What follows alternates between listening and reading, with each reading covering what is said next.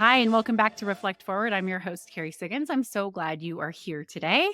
Today, my guest is Sally Loftis. Sally is the managing director and founder of Loftis Partners, which is a 100% woman owned human resources consulting firm. And she works to create workplaces where humans feel valued through living wages, through healthy human connections, through smart benefits, and feeling like it's an equitable environment. I love this conversation with Sally. She is on top of her game. She understands compensation, pay equity, pay equality better than anyone I've ever spoken to. And we have a fantastic conversation. And I know that you're going to get a lot out of this. So hang tight, and I'll be right back with Sally.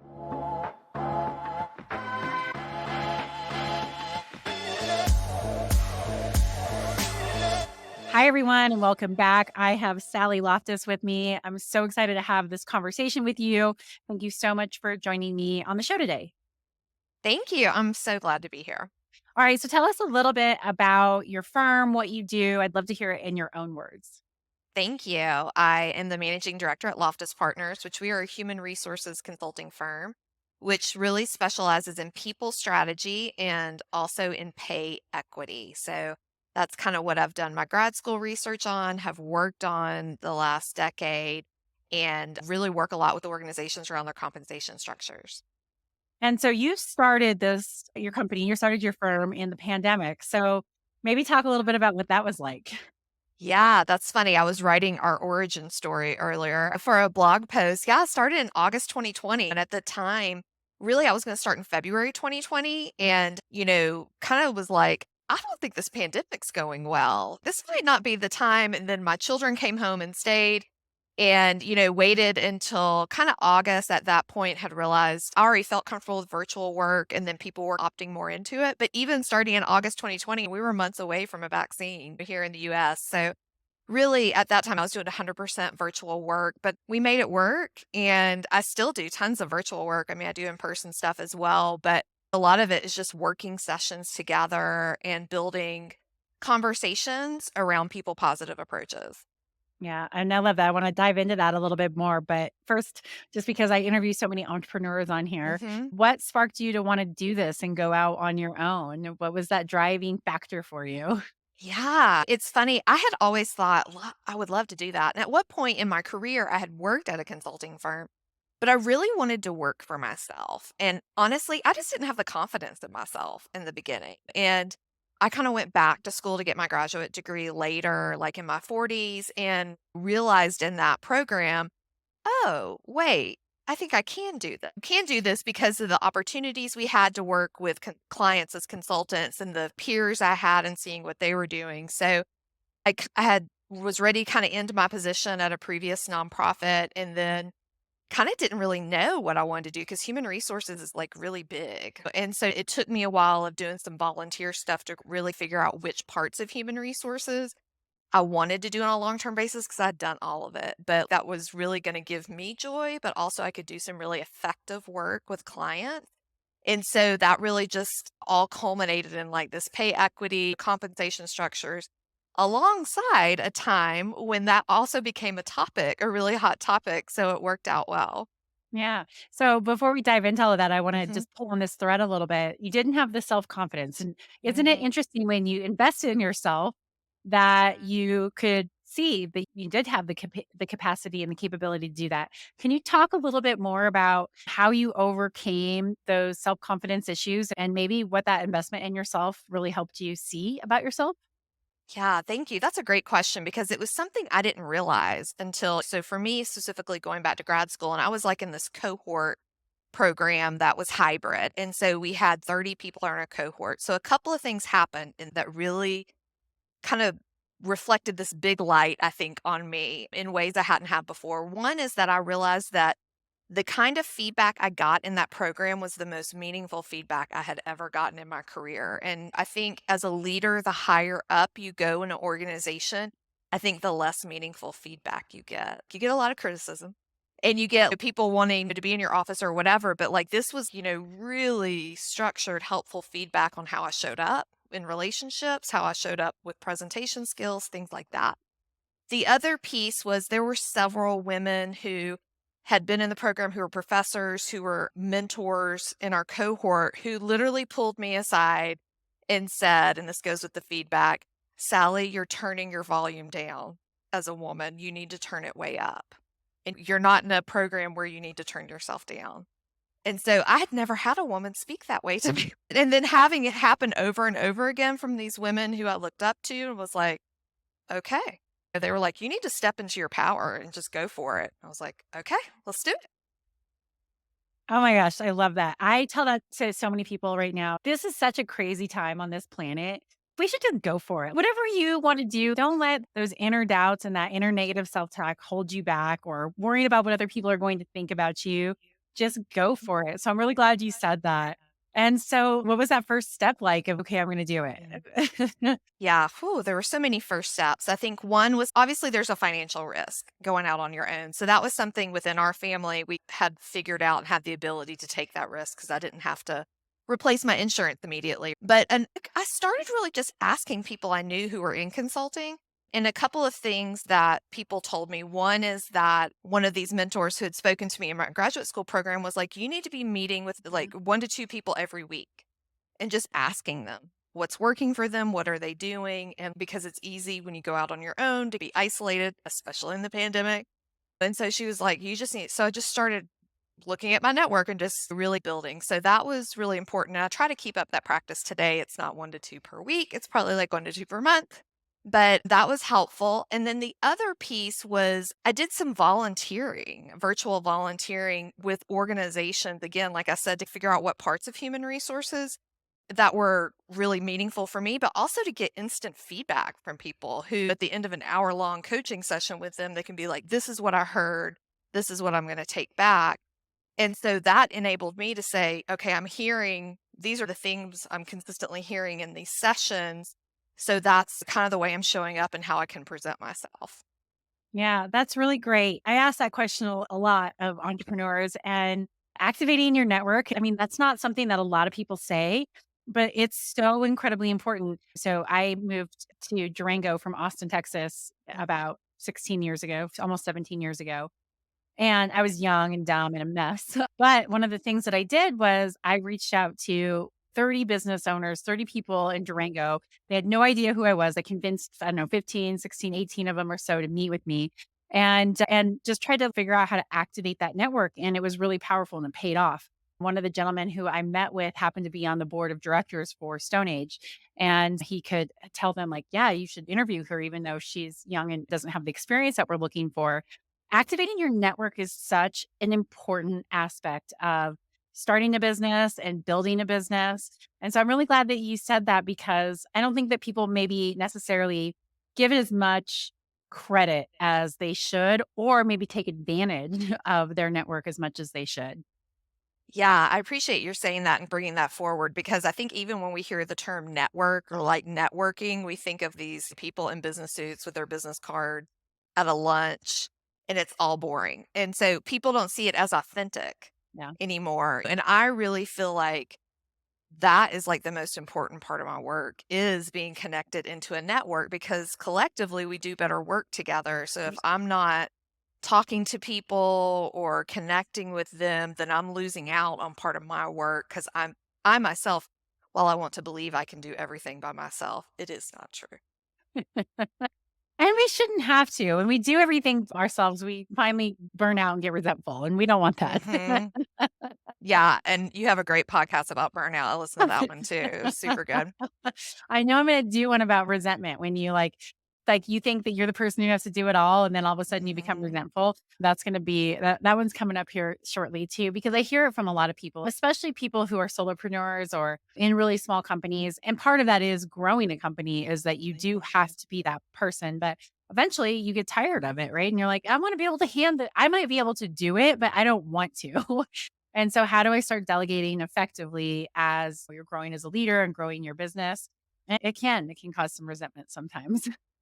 Yeah, definitely. I did everything by myself the first year and then decided, okay, I'm a super social person and I don't want to do any more projects by myself. And I don't want to have to be worried about supporting somebody else's livelihood on a full-time basis. So I decided that I was going to always work in a team environment on projects. And so I'd bring in people like I would hire them purely as thought leaders just to talk to me offline from clients, just to talk through a project, just to be like, what are you hearing in this? Or they might review focus group feedback, obviously under contractual confidentiality. And it really helped me because I didn't feel that personal pressure. Like I felt like I could, one, I didn't have kind of those blind spots by being Mhm. just me, but I could go on vacation and breathe.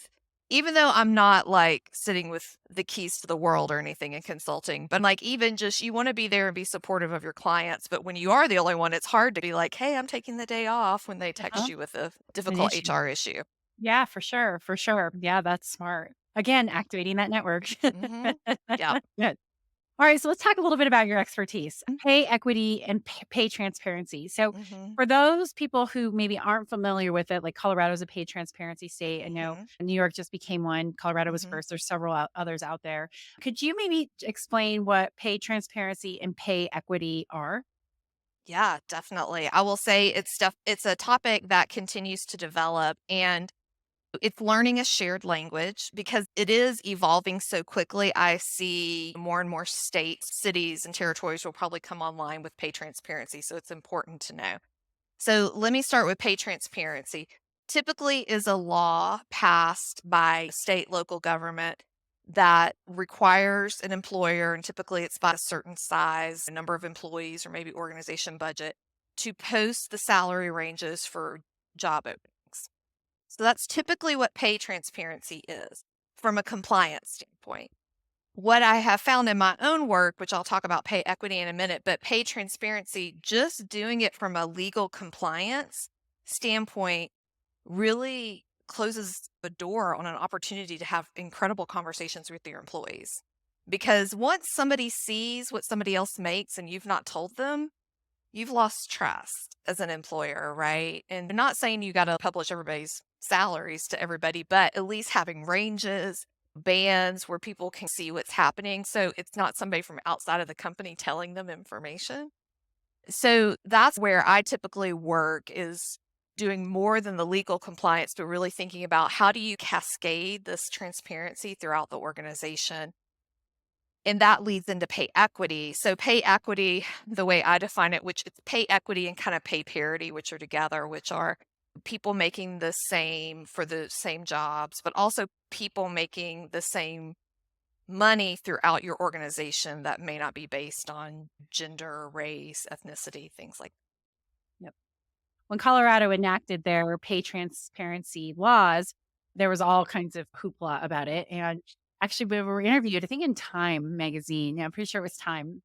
And it was a woman wanting to know because New York was getting ready to pass this law, and she wanted to understand how Colorado businesses looked at it. And I told her, look, I was a little bit worried about it too because it's a change and it's not something that we've done. But what I had found is that it just makes it so much easier to have conversations. One with candidates about expectations, right? Not knowing what the salary is. You can get all the way to the finish line and then have too big of a gap that you can't overcome, and it's hard for a candidate to not understand exactly at least a range of what they're going to be paid within so that they can decide, is this an opportunity I even want to pursue? And so I just appreciate it because it just gets it all out there on the open. And it just makes those types of conversations so much easier. In fact, one of the very first questions we ask when we're interviewing people is, did you review the salary? And are that. you okay with this range? Because if you're not, then let's not even start. Or if you're concerned about it, let's talk about those concerns before we get too far down the road. And so that's, I think, one of the benefits. Also, just having more open conversations with your employees and Mhm. having people understand where they stand and what salary growth, what compensation growth can look like for them with the various career tracks they can take is extremely helpful in building a strong culture. So I just haven't looked at it as a negative thing. It just has not been a huge impact on us at all. And maybe other organizations don't feel the same way, but I just appreciate the transparent communication that it has forced everyone to have. Yeah, those are great examples, and I'm glad you had a great experience, and that probably shows a lot about your company, which I've read about in your employee stock ownership plan. That's Right. really unique and amazing. I will say what I run into with organizations that struggle with this, one is that they have not been keeping up with the cost of living Right. over the years. And it's not just obviously cost of living has been way out of whack in the United States for the last 3 years, but they haven't been catching up with it for like decades. So they're caught with, oh my gosh, I've got to raise all the salaries. And pretty much you do to attract and retain talent. And I'll work with organizations on if they can't do it all within one fiscal year, let's work on a plan to get there. The other piece is that, like you said, there are some costs within a company that we don't really track, right? Time to hire. That's usually an HR metric. And what happens whenever you're investing all this time in a candidate, and like you said, they get down to the end and you can't close the gap, or maybe you decide to, and then it throws everybody else off in the organization because you're paying this person out of that because you want to keep this person. So that's some pieces, like you were saying, you're feeling kind of some of the efficiency. And it's also a trust building practice with the candidate because you're just being honest. You're saying, hey, this is what we're going to pay. Are you comfortable with it? Versus them coming down to a final interview and then finding out the pay is so much lower. How betrayed would you Yeah. feel if that was your experience? So you want to start building trust from the very first moment somebody's interacting with your company. Yep. Agreed. And so some of those companies that had to go make some pretty big corrections because Hmm. they hadn't been keeping up with cost of living and they were out of whack. How do you help them get over this? Oh my gosh, how do I absorb this from a financial impact perspective? How do I talk to my employees about it so they aren't like, what the heck, you've been underpaying me for decades? Yes, yes, and yes. Those are all situations I've encountered. Usually, I'll sit down, we'll start with a pay equity assessment where we basically are looking at we're looking at the HR data, which is salaries, role, department, race, ethnicity, gender, age, tenure, things like that. And we'll look at it and just start saying, okay, what's going on? Do we see anything when you kind of line up? I'll say salary bands, but categories of jobs. Do we see anything that seems kind of really out of whack? And so we'll start there and then we'll start asking kind of questions. We always approach it with a sense of curiosity, not judgment, because more than likely, most people have inherited a compensation system that they did not create. So there's going to be some things that happened in the past that you just have got to roll with. But we'll start there and just start looking. And what happens is it's almost like a thread when you're pulling out a sweater. You start pulling that thread and seeing things unravel. Oh, we were paying this person in finance so much more because that was a really difficult job to find 10 years ago or 5 years ago. But now, we need to probably do a salary study on that position and see, is that true? Is that a job that, it's pretty easy to find candidate? We'll look at recruitment practices. Really, it kind of pulls into the whole employee life cycle. When we start looking at tenure, are the lowest people paid the people with the shortest tenure? Well, that's interesting. Let's start digging into that. Do you know why they're leaving? Do you have an exit interview process? There's a lot of different ways you can go with the data. And we just start where the client has energy and resource to address it. Yeah. Yeah, I'm sure it can be overwhelming for some leaders to go, okay, now I have to do this. What is that advice that you have for leaders who are like, okay, I am feeling overwhelmed by all of this? Yeah, I try to be pretty honest and say, if you don't do anything, then nothing's ever going to happen. I certainly run into people who are like, we're not going to do anything. But usually I'll just say, okay, let's do this with intention and process. What I've seen in the last 3 years, not necessarily with my clients, but in other ways, is that usually the hourly or that entry tier of workers, that pay's gone up quite a bit, which it needed to anyways, to catch up with cost of living. And then like people who make, I'm gonna say like over 300,000. Those jobs have gone up significantly, but there's like this pinch happening between, I'm gonna say 75,000 to 300,000 or whatever. And that's where the labor market is tightest right now. Yeah. So we'll say, okay, if you need to raise the entry level, let's make sure and raise everybody else at the same rate so that you're not continuing to create salary compression in the middle. Yeah. Does that make sense? Yeah, yeah, it Okay. totally makes sense. Yep, absolutely. Yeah, and I think that doesn't surprise me. I haven't heard it put that way, but yeah, I think it totally makes sense. You've got those mid-range jobs, right? Or mid-management, high-level individual contributor roles, Mhm. and maybe of people who've been there with some tenure who can sometimes maybe get the loyalty penalty where they've been with the company Yeah. for a while and haven't gotten it. So I can see where that group can come in and maybe get that pinch quite regularly. Yeah, there was research that just came out recently, and I can't remember who put it out there. I feel like it was Gallup, but that basically in the last year, people who left their company got a 7.6% raise, and the people who stayed at their company got a 5.2% raise. Obviously, that gap can be greater depending on what industry you're in. You're like, why wouldn't somebody go make more money? I think it comes down to the culture. And Hmm. how big of a role does culture play into this when you're looking at it through the lens of pay equity and whether people want to stay or not? Yes, you hit the nail on the head. Absolutely. Is that when you look at research, typically people will say, I'm leaving my job because of pay. Number two will be because of my supervisor, Yeah. which is a culture Mhm. piece. So people will say, I have a toxic supervisor or just bad management. And so there's got to be a real intention at multiple levels within an organization. It's training your supervisors. What's the approach? Do you have a people positive approach? A lot of our business practices are rooted in like manufacturing systems from the 1950s and 60s. And not that those aren't good, but I'm just saying the way we work now, we're much more kind of cognitive brain thought work versus like producing widgets. So what worked then is not going to work now. And so we've got to shift. And it's an employee's world now. I mean, it really is. And will that shift another way? I don't know. But we've really got to listen to our employees and hear what they say and implement the things they're looking for. That's really the most important thing. And that all goes down to having a culture that views people that way, that listens and supports people in that way. Yep, absolutely.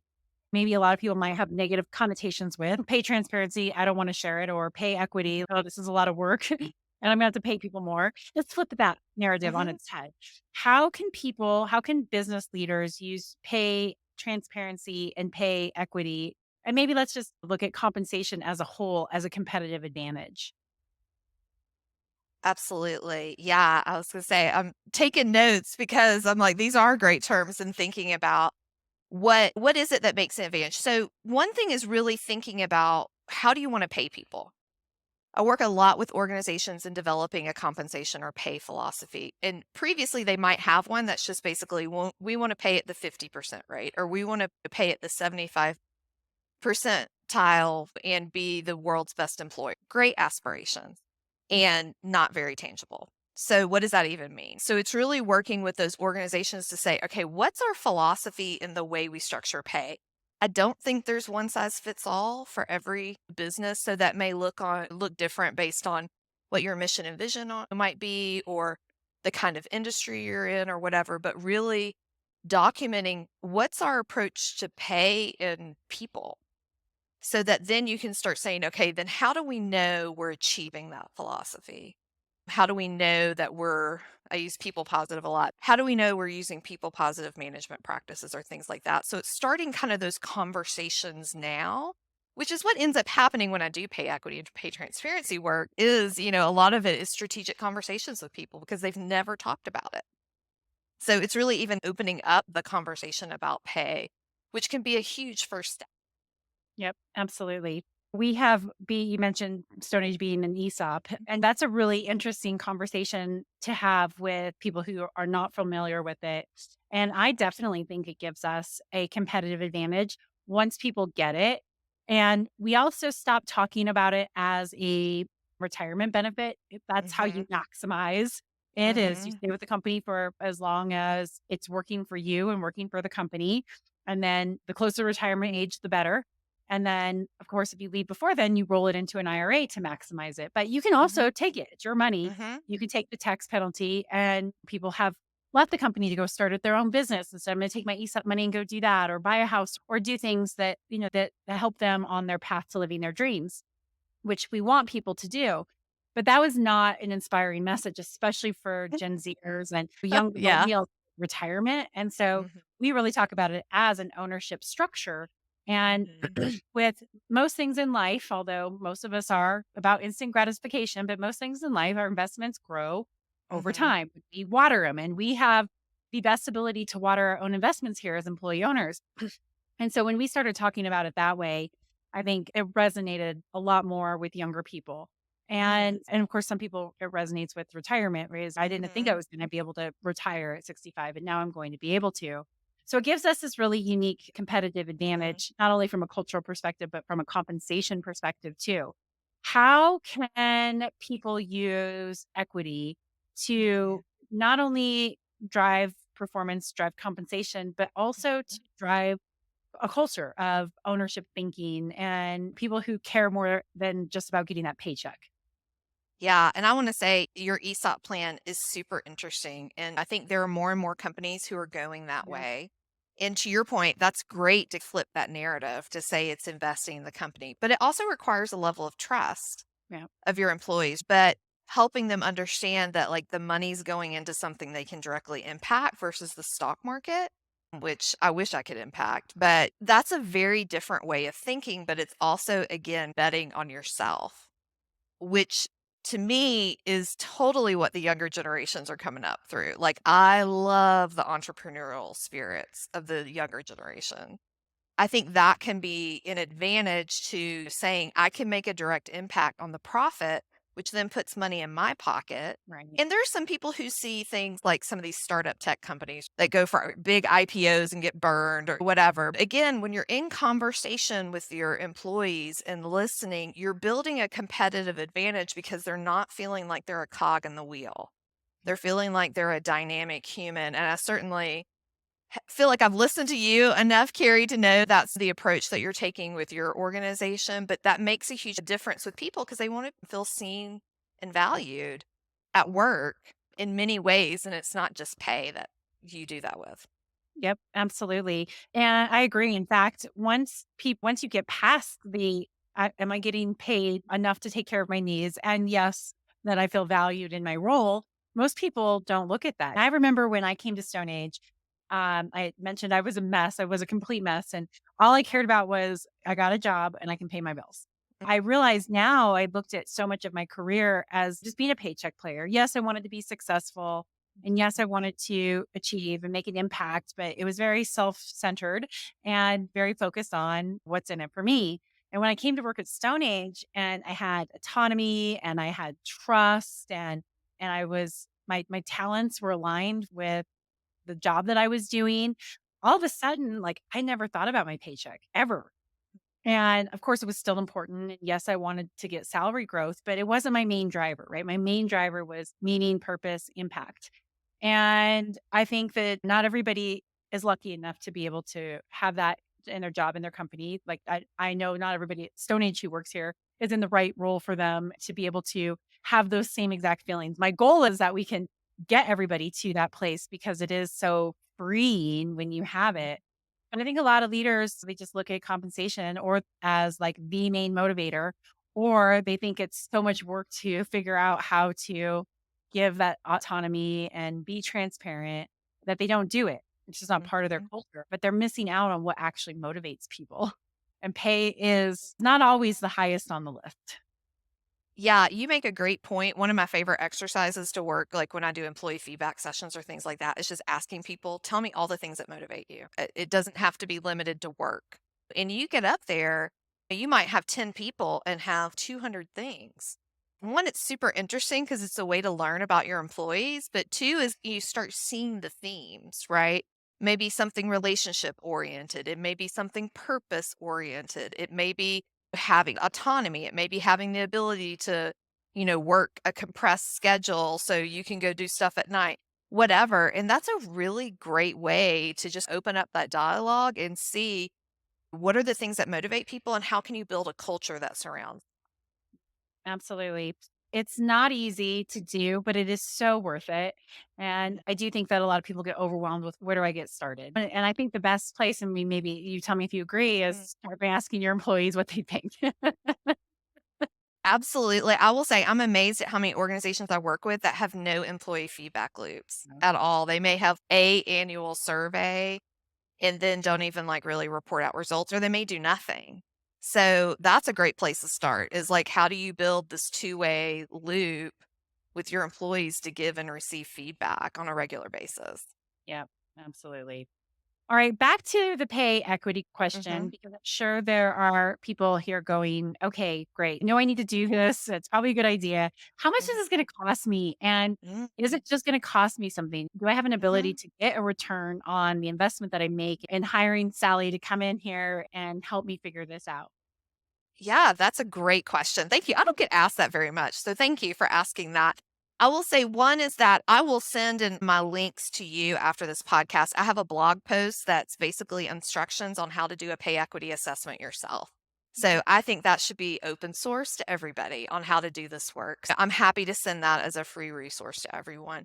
Two is that be in community with other people. Maybe if you see companies that were people there, if they're doing pay equity work, talk to them, see what's working for them. I've actually been part of a group for the last year. It was 10 global healthcare nonprofits who were all doing pay equity work and brought me in basically to facilitate their group that they met once a month. And it was like a community of practice. And we just talked about like, we had one session on just how do you communicate this to employees? We had one session on how do you calculate cost of living across continents?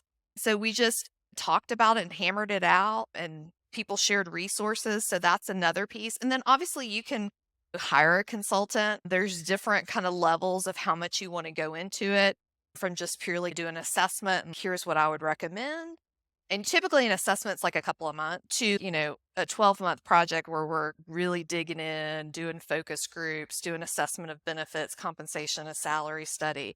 I've done total rebuilds with people, and that's Mhm. usually like a 12 to 18-month process. And I serve as obviously a pay equity consultant, but also somewhat of a project manager in there because it's a lot of work on your HR people. Yeah, absolutely. Absolutely. The Mhm. biggest benefit you're going to get from this is XYZ. That's why you should do it. What would you say that is? The biggest benefit as an organizational leader, as an Yeah. employee, as an HR person. I love it. Give me all 3. Okay. Ooh, good question. Yeah. I think as an organizational leader that you are seeing and valuing your employees. Yeah.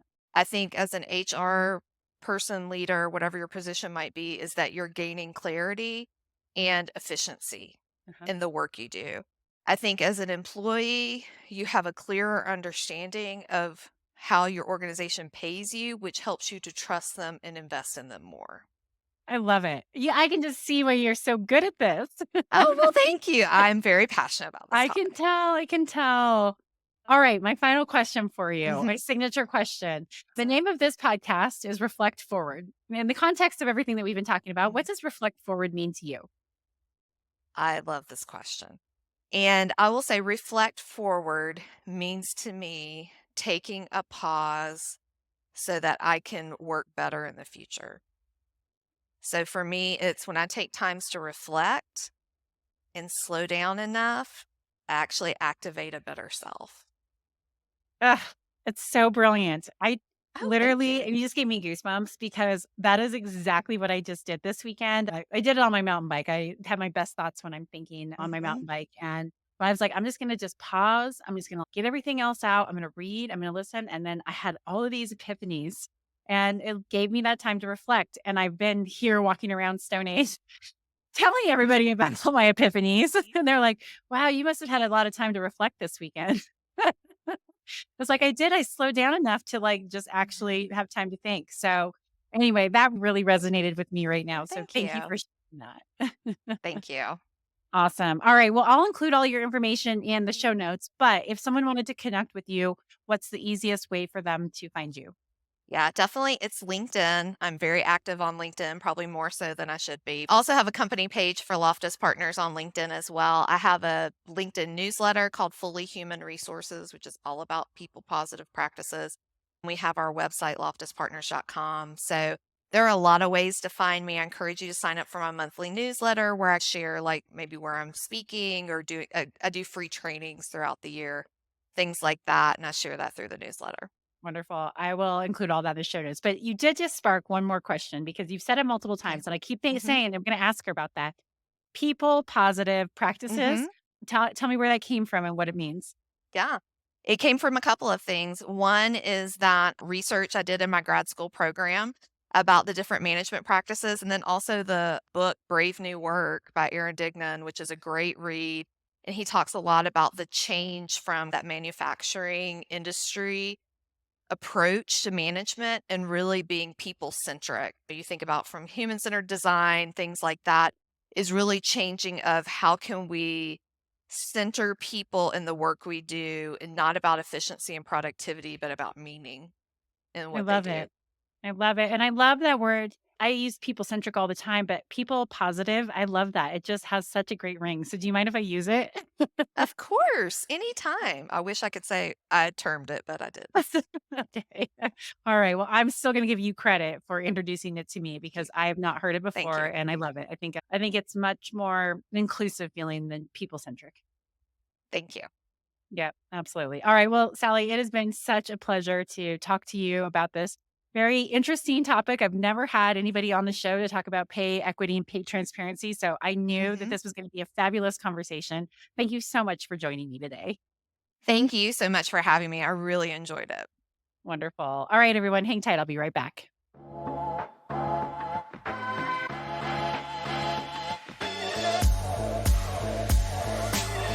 All right, everyone. I hope you enjoyed that interview. What great insight she provided us today. With that, I'll leave you for this week's episode of Reflect Forward. If you like this podcast, please go to your favorite podcasting platform, subscribe to it, write a review, share it with a friend. It always helps with the algorithms. I appreciate it so much. And if you are interested in checking out my new book, it is available for pre order. I so appreciate the support. If you would be open to pre ordering it, I would really appreciate it. You can go to Amazon or Barnes and Noble and just put in Carrie Siggins, the ownership mindset, and you'll be able to find it. Thanks so much. We'll see you next week.